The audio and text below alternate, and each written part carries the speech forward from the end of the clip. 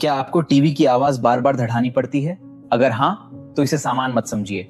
ये hearing loss का संतर हो सकता है। शुरुआत में हियरिंग लॉस का पता नहीं चलता, लेकिन धीरे धीरे लोगों की बातें समझना और उनकी आवाज सब सुनना मुश्किल होने लगता है। एक आसान हियरिंग टेस्ट से पता लगाया जा सकता है कि आपकी सुनने की कमती प्रकृति हुई। आज के मॉडर्न डिजिटल हियरिंग एड्स छोटे, आरामदायी साउंड क्वांटिटी देते हैं, जिससे आपकी डेली लाइफ पहले से कहीं ज्यादा आसान हो जाती है। अगर आपको हियरिंग लॉस की समझना है तो देर मत कीजिए।